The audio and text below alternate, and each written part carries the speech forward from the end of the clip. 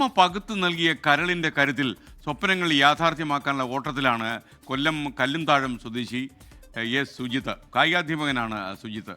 ജർമ്മനിയിൽ നടക്കുന്ന ട്രാൻസ്പ്ലാന്റ് ഗെയിംസിൽ പങ്കെടുക്കാനുള്ള തയ്യാറെടുപ്പിലാണ് ഇപ്പോൾ സുജിത്ത്.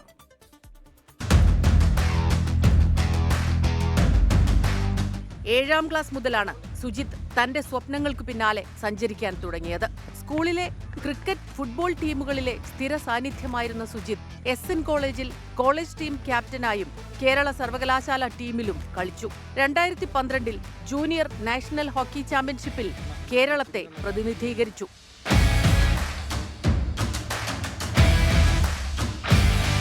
2019 സുജിത്തിന്റെ സ്വപ്നങ്ങളെ തകർത്ത് അസുഖം വില്ലനായി എത്തിയത്.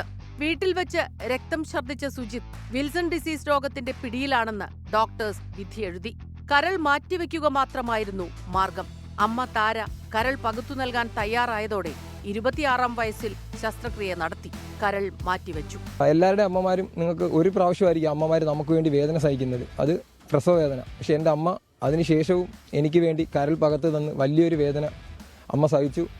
ആ കരൾ പകത്ത് തരാൻ അമ്മ തയ്യാറായതുകൊണ്ടാണ് എൻ്റെ ഏറ്റവും വലിയ സ്വപ്നം ഇന്ത്യക്ക് വേണ്ടി മത്സരിക്കുക എന്നുള്ളത്. അതെനിക്ക് എൻ്റെ ആ സ്വപ്നത്തിലേക്ക് അത് വഴിവെക്കുകയാണ് ചെയ്തത്. പിന്നെ കായികാധ്യാപകനായ സുജിത്ത് ഇന്ത്യക്ക് വേണ്ടി മത്സരിക്കണമെന്ന തന്റെ സ്വപ്നങ്ങൾക്ക് പിന്നാലെ പതിയെ വീണ്ടും യാത്ര തുടർന്നു.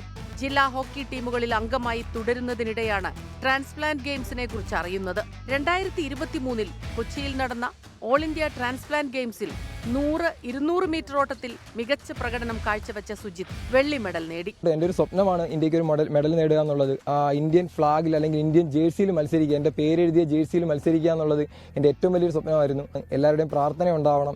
കഴിഞ്ഞ മെയ്യിൽ ഫരീദാബാദിൽ നടന്ന ട്രാൻസ്പ്ലാന്റ് ക്യാമ്പിൽ പങ്കെടുക്കുകയും ചെയ്തതോടെയാണ് ജർമ്മനിയിലെ ട്രാൻസ്പ്ലാന്റ് ഗെയിംസിന് യോഗ്യത നേടിയത്. ഫുട്ബോൾ ടീമിലും 100-200 മീറ്റർ ഓട്ടത്തിലുമാണ് സുജിത്ത് ഇന്ത്യക്കായി മത്സരിക്കുന്നത്. സുജിത്തിന്റെ ഇനിയുള്ള ലക്ഷ്യം രാജ്യത്തിനൊരു മെഡൽ എന്നതാണ്. 24 കൊല്ലം.